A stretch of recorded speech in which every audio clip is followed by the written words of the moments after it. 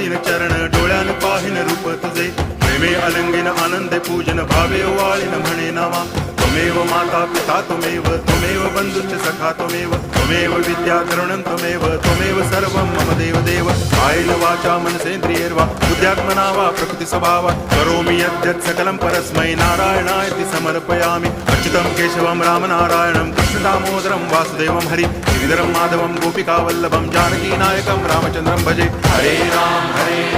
Ram Ram Hare Hare Hare Krishna